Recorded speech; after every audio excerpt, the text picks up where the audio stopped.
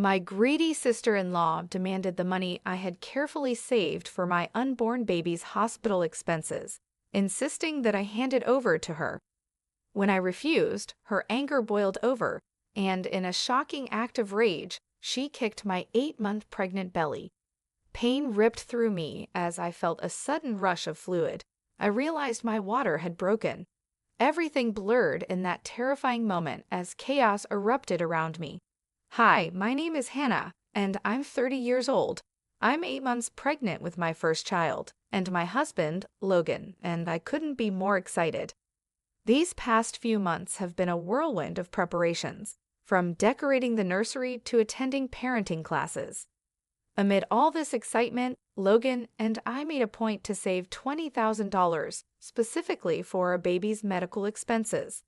It's our safety net, a way to ensure we're prepared for any unexpected challenges. We live in Denver, Colorado, and Logan's mom, Grace, has been an incredible source of support throughout my pregnancy. Since Logan's father passed away a few years ago, Grace has shown amazing resilience. Her warmth and encouragement have made her someone I deeply admire. She's been thrilled about becoming a grandmother and has helped us in so many ways, from offering parenting advice to making my favorite meals whenever we visit. However, not everyone in Logan's family has been as supportive. His older sister, Emily, has always been difficult to deal with. Over the past few years, she's struggled with infertility, which I sympathize with deeply. Unfortunately, her pain often turns into resentment toward me. Her comments are sometimes hurtful, but I've done my best to avoid confrontation. Logan and I make an effort to visit Grace when we know Emily won't be there, which has worked for the most part. Despite this tension, I try to focus on the positive. Logan and I are looking forward to meeting our little one, and we're doing everything we can to be prepared. For me, this pregnancy is a blessing, and I won't let anyone's negativity overshadow the joy of bringing a new life into our family. Little did I know, though, that the challenges we'd face were only just beginning. Logan and I planned a visit to Grace's house for a relaxing afternoon. She had invited us over for lunch, and I was looking forward to spending time with her and enjoying her homemade apple pie. Grace's home has always been a comforting place, and I knew it would be a welcome break from the business of preparing for the baby. When we arrived, however, we were surprised to find Logan's sister, Emily, already there. Her presence immediately put me on edge. Emily gave me a tight-lipped smile before making her first comment. "Still milking this pregnancy, huh?" she said with a sarcastic edge. "Must be nice to sit back and do nothing while everyone else works." I could feel my heart drop, but Logan stepped in quickly. "Emily, that's enough," he said, his voice calm but firm. "Hannah's 8 months pregnant. She's hardly sitting back and relaxing." Emily shrugged, feigning innocence. "I was just saying, it wouldn't hurt to pitch in every now and then." Grace, ever the peacemaker, tried to steer the conversation in a more positive direction, bringing up lighthearted topics to distract from the tension. Despite her efforts, the air remained heavy. I decided to stay quiet, not wanting to escalate the situation further. Logan's hand on my shoulder was a small but comforting gesture. The rest of the visit passed uneventfully, but the awkwardness lingered. Emily kept her distance for most of the afternoon, and I was grateful for that.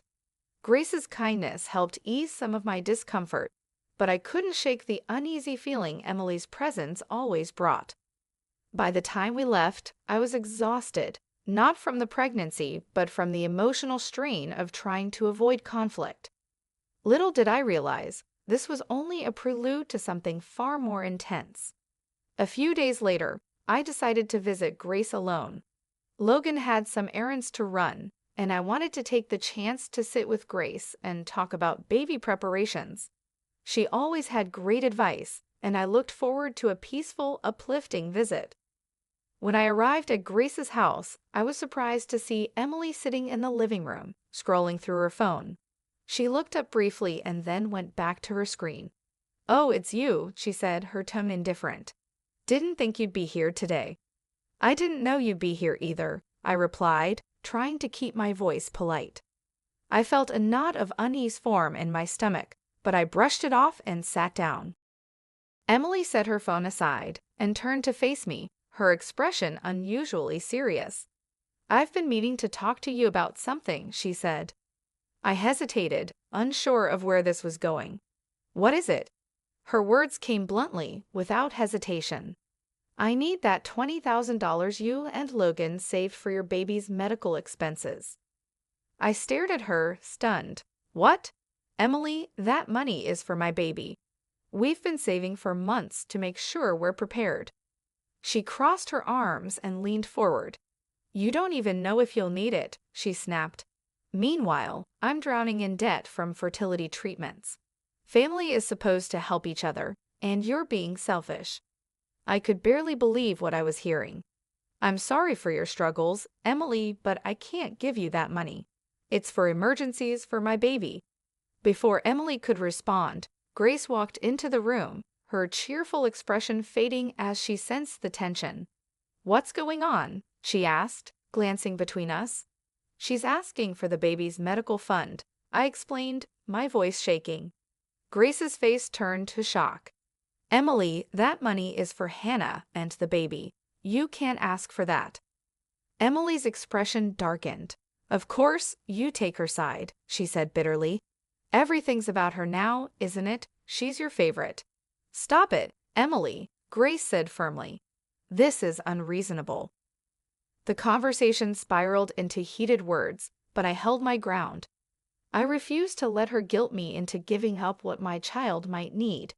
However, I couldn't have predicted how far Emily would go next. The argument with Emily escalated quickly. Her voice grew louder, and her accusations sharper. You have no idea what I've been through, she shouted. Do you even understand how hard it is to watch someone else live the life you'll never have? I took a deep breath, trying to keep calm. Emily, I'm sorry for your pain, but this isn't fair. I can't give you the money. It's for my baby. Emily's face twisted with anger. You don't deserve any of this. You're just a spoiled little gold digger who got lucky. Enough. Grace's voice cut through the room, trembling with frustration. Emily, this behavior is unacceptable. Before I could respond, Emily's rage boiled over. She lunged toward me, her movements quick and forceful. In an instant, her foot connected with my abdomen in a sharp, deliberate kick. A wave of searing pain shot through my body, and I gasped, clutching my stomach. Time seemed to slow as I felt a sudden rush of fluid. My heart sank as I realized what was happening. My water just broke, I whispered, my voice trembling with fear. Grace screamed, rushing to my side as I collapsed onto the couch. What have you done, Emily? She cried, her voice shaking with panic. Hannah, stay with me. I'm calling an ambulance. Emily froze, her face pale. I didn't mean for this to happen, she stammered, backing away. The pain was unbearable, and my breaths came in short, desperate gasps. Grace held my hand tightly, trying to reassure me. Help is on the way, she said, her voice breaking. Just hold on. As my vision blurred, I could hear Emily's frantic excuses, but her words became a distant echo. The last thing I saw before everything went dark was Grace's terrified face as she stayed by my side. I woke up in a hospital bed, disoriented and in pain. The sterile smell of the room and the beeping of machines brought me back to reality. I reached instinctively for my stomach and felt its absence, my heart racing with panic. My baby, what had happened to my baby? Frantically, I pressed the nurse call button. Moments later, a nurse entered, her expression calm but concerned. Mrs. Hannah, you're awake. Please try to stay calm. Everything is under control for now. Where's my baby? I managed to whisper, my throat dry and voice trembling. The nurse placed a comforting hand on my arm. Your daughter is in the neonatal intensive care unit. She's stable but premature and will need some time to grow stronger. You both went through a lot, but the doctors acted quickly. Relief washed over me, but it was quickly replaced by anger and fear. My baby had come into the world far too soon because of Emily's recklessness. I resolved then and there to recover as quickly as possible so I could be by my daughter's side. A few minutes later, Logan entered the room. His face was a mix of relief and rage. He rushed to my side, his hand gripping mine tightly. "You're awake," he said, his voice cracking. "Thank God. Our little girl is fighting hard. She's strong, just like you." Tears filled my eyes as he continued.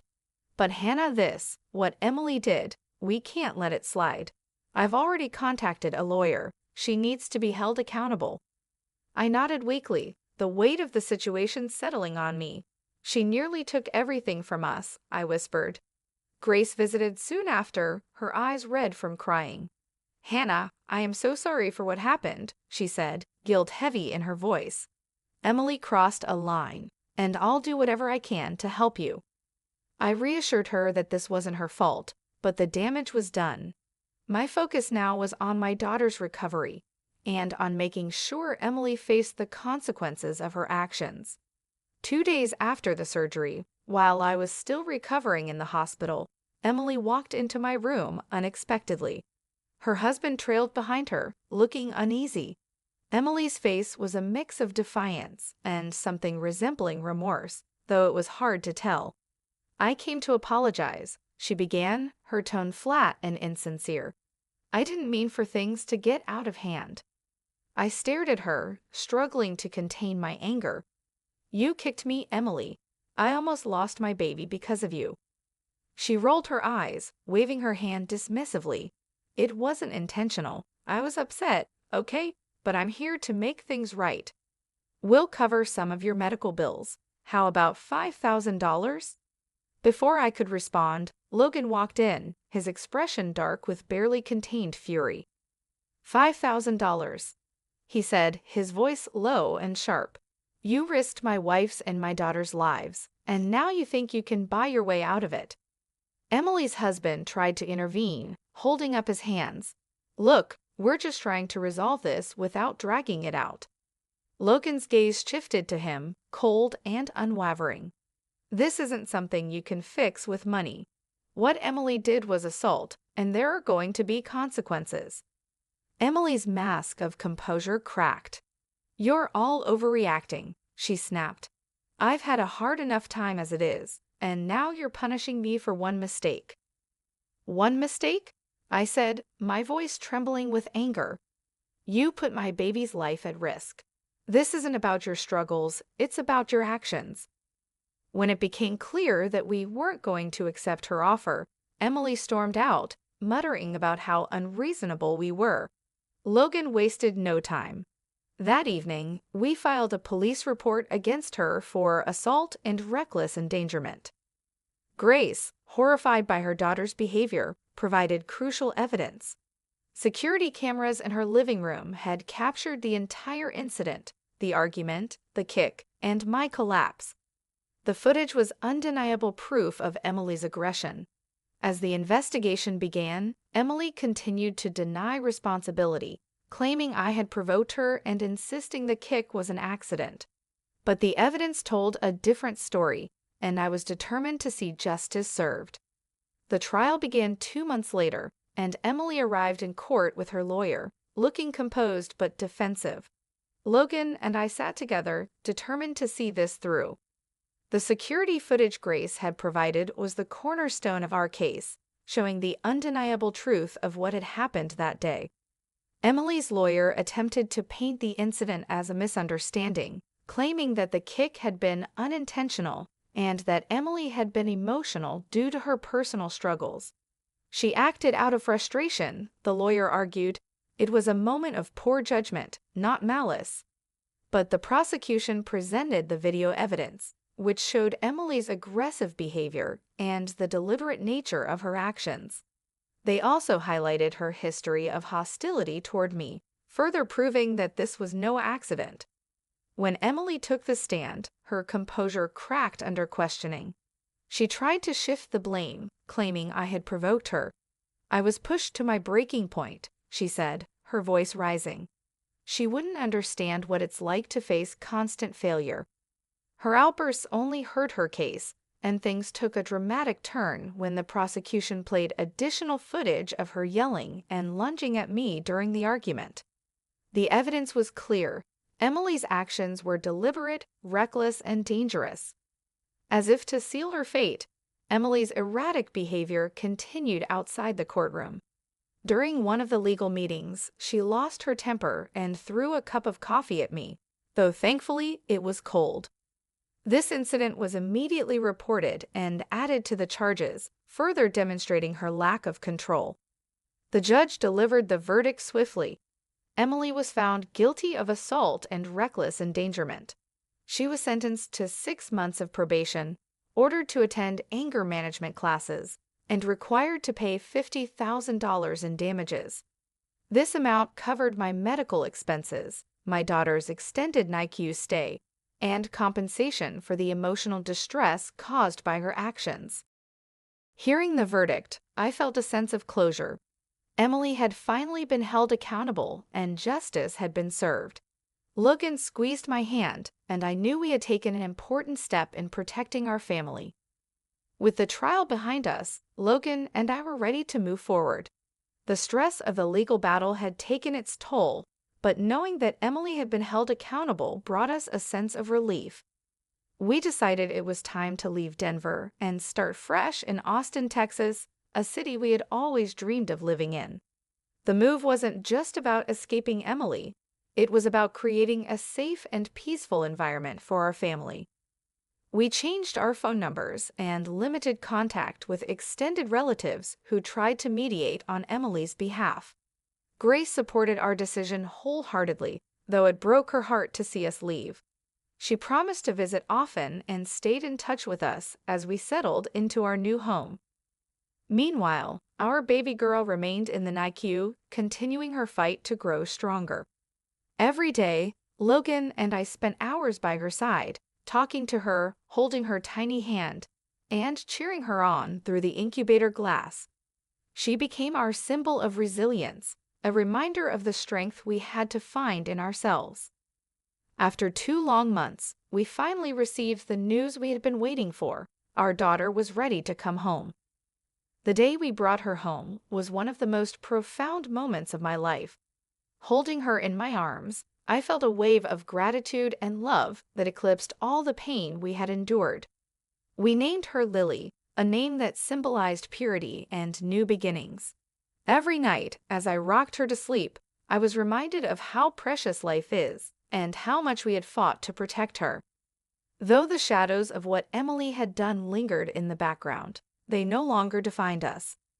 Logan and I focused on building a future filled with joy, love, and the hope that our daughter's life would always be surrounded by positivity and peace. As we settled into our new chapter, I knew we had turned the page on the past. We were stronger, closer, and more determined than ever to protect the beautiful family we had created. In the months that followed, our lives began to settle into a peaceful rhythm. Logan and I focused on raising Lily, celebrating every milestone she reached with gratitude. Her resilience inspired us daily, reminding us of the strength it took to get here. Emily, on the other hand, faced the consequences of her actions. The legal punishment she received strained her relationships with friends and family. Many distanced themselves, appalled by what she had done. Her financial troubles deepened as she struggled to pay the court-ordered damages, leaving her isolated and burdened by debt. Eventually, she left Denver to start over in another city, cutting ties with most of the family. Grace kept us updated occasionally, though she respected our decision to maintain distance. Despite her heartbreak over Emily's choices, she fully supported us, understanding that protecting our family was the priority. For me, the journey was not just about healing physically, but also emotionally. I often reflected on what had happened and how it tested my strength, my relationship with Logan, and my determination to protect my daughter. The ordeal had been painful, but it taught me the importance of standing up for myself and my family, even when it meant confronting those closest to us. Logan and I made it a point to focus on the future rather than dwelling on the past. Our new home in Austin became a sanctuary filled with love and laughter. We surrounded ourselves with supportive friends and built a community that embraced us during this new chapter of our lives. As I rocked Lily to sleep one evening, I whispered a promise to her, a promise to always fight for her, no matter the challenges we faced. She had come into this world under the most difficult circumstances, but she was a testament to the resilience of our family. Though the scars of what Emily had done would always remain, they were a reminder of the strength we had found within ourselves. Logan and I emerged stronger, ready to embrace the bright future we had worked so hard to secure for Lily and for us. Thank you so much for taking the time to listen to this story. If you enjoyed it, please leave it a like to let me know. I'd love to hear your thoughts, so don't forget to leave a comment below and share your favorite part of the story.